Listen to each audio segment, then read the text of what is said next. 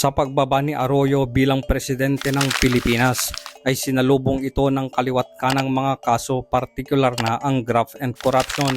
Pero ang lahat ng ito ay kanyang nalusutan at kalaunan ay nabigyan siya ng absolute pardon sa panahon ni Pangulong Duterte. Kung ating matatandaan ay naging tatak ni Arroyo ang pagsuot ng neck brace at dahil di umano sa matinding karamdaman ay pumayag ang korte na isa-ilalim siya sa isang house arrest. Pero ang nakapagtataka ay noong nabigyan na siya ng pardon ay naging masigla na ito at hanggang sa ngayon nga ay isa siyang kongresista. Pero ang akala siguro ni Arroyo ay lusot na siya sa mga kasong ito hanggang sa may nagsampa ulit sa kanya kamakailan ng mga panibagong kaso. Ang tanong mga kababayan ay magiging patas kaya ang batas ngayon sa kanya dahil alam natin na malakas na kaalyado niya ang Pangulong Bongbong Marcos at alam ng lahat na kung hindi dahil sa kanya ay walang tinawag na unity team noong nakaraang eleksyon. Saan nga ba dinala ni Gloria Macapagal Arroyo ang bilyong-bilyong pondo para sana sa Malampaya at ano ba ang kasong malversation o technical malversation na isinampa sa kanya? Sa technical malversation, ang pampublikong opisyal ay nag-a-apply ng mga pampublikong pondo sa ilalim ng kanyang administrasyon, hindi para sa kanyang personal na paggamit, ngunit sa isang pampublikong paggamit maliban sa kung saan ang mga pondo ay inilaan ng batas o ordinansa. Sa madaling sabi, ang paglilipat ng nakalaang pondo para sa isang proyekto sa isa pang proyektong hindi naman orihinal o naaprubahan ay illegal. Nagsampa ng kasong graft at malversation sa Office of the Ombudsman ang mga electric consumer advocates laban kay dating Pangulong Gloria Macapagal Arroyo dahil sa umano'y maling paggamit ng 38.8 billion pesos sa Malampaya Fund. Ang mga nagreklamo katulad ng National Association of Electricity Consumers for Reforms Incorporated at boses ng Consumer Alliance Incorporated ay ibinatay ang kanilang mga argumento mula sa isang special audit report ng Commission on Audit na inalabas noong 2017 na nagdedetalye sa maling paggamit ng 900 million pesos sa Malampaya Fund. Inakusahan nila si Arroyo ng pag-abuso sa Presidential Declaration na nagbigay sa ilalim ng Presidential Decree No. 910 o ang Energy Development Fund. Ito ay naglalayong tustusan ang mga proyekto sa enerhiya. Ang probisyong ito ay nagpapahintulot para sa paggamit ng mga pondo para sa iba pang mga layunin na maaaring matukoy ng Pangulo. Sinabi nila na inimbodo ni Arroyo ang pondo mula sa Malampaya sa mga programang pang-agrikultura at patubig, mga proyekto sa transportasyon at mga aktibidad sa pambansang seguridad.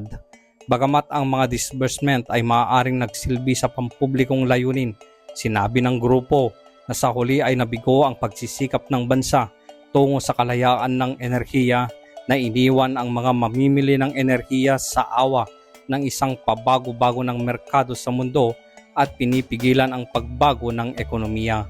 Narito ang detalyadong breakdown kung saan napunta ang pera.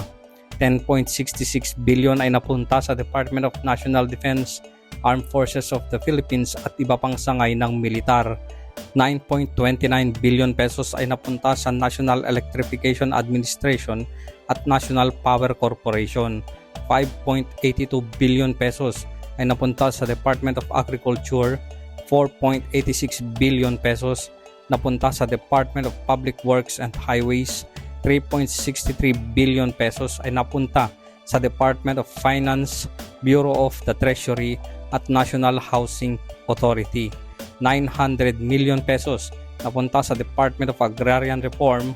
745.93 million pesos napunta sa Department of Health. 690 million ay napunta sa Department of Interior and Local Government at Philippine National Police. 482 million pesos ay napunta sa Philippine Atmospheric Geophysical and Astronomical Services Administration at 50 million pesos ang napunta sa Philippine Coast Guard. Ang respondent na si Gloria Macapagal Arroyo ay kakatuwang sinamantala ang pagkakataon sa kakulangan ng nasabing batas at sadyang binaluktot ang interpretasyon ng nasabing probisyon upang mga hulugan na siya bilang Pangulo ay may pagpapasya na gamitin ang Malampaya Fund para sa anumang layunin na inaakala niyang angkop. Si Arroyo ay dating pinangalanang respondent sa mga naunang reklamo tungkol sa Malampaya Fund, ngunit na-clear ng ombudsman para sa insufficient of evidence. Ang mga grupo gayunpaman ay nangatwiran na si Arroyo ay napawalang sala lamang sa 900 milyong Malampaya Fund na napunta sa Department of Agrarian Reform. Napansin nila na ang bagong reklamo ay sumasaklaw sa buong 38.81 billion pesos na inilabas noong termino ni Arroyo. Hiniling ng mga grupo sa ombudsman na ilagay si Arroyo sa preventive suspension bilang miyembro ng House of Representatives. Ang Malampaya Fund ay binubuo ng mga royalty na kinolekta ng gobyerno mula sa Malampaya Deepwater Gas to Power Project mula noong 2001. Ito ay dapat na pundohan ang proyekto sa pagpapaunlad ng enerhiya. Ngunit mula noon ay ginamit ni Arroyo at pagkatapos ang dating presidenteng si Benigno Aquino III para sa hakbangin na may kaugnayan sa enerhiya. Ang scam ay nasasangkot ang mga alokasyon para sa DAR sa ilalim ng gobyernong Arroyo na malaking bahagi nito ay inimbudo ng mga non-government organizations na pinamamahalaan noon ni Janet Lim Napoles. Siya ang tinaguriang utak ng pork barrel scandal na kinasangkutan ng discretionary fund ng mga mambabatas. Kung ikaw ang tatanungin, kabayan, magiging patas kaya ngayon ang paglilitis sa kasong kinahaharap ni Gloria Macapagal Arroyo? Malampaya Fund Scam noong 2016. Ibinasura ng ombudsman ang reklamong kriminal laban kina Arroyo, Executive Secretary Eduardo Ermita at 2 tauhan ng Department of Agrarian Reforms dahil sa insufficiency of evidence sa umano'y paggamit ng 900 million pesos mula sa Malampaya Fund.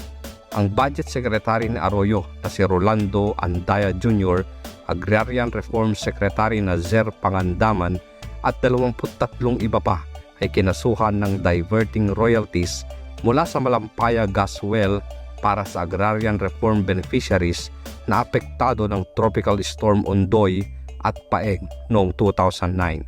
Napag-alaman ng National Bureau of Investigation na nagpasimula ng kaso noong 2013 na ang utos ni Arroyo ay nagbigay daan para sa pagpondo sa mga naging ghost project ng mga non-government organizations. Ilan lamang yan sa mga anomalya na ipinukol sa administrasyon ni GMA at ang laging pagkakadawit ng kanyang asawa. Ngunit sa pagharap niya sa mga ilang alegasyon na ito, ay ginamit niya ang kanyang kapangyarihan at pera para makaligtas sa mga ito. Isang katakataka na noong nawala na lahat ang kanyang kaso at nabigyan na siya ng ultimate pardon, ay biglang nawala na ang kanyang mga sakit. Natanggal na ang kanyang neck brace at ngayon ay isang malakas at malusog na kongresista. Ano ang masasabi mo sa video na ito, kabayan?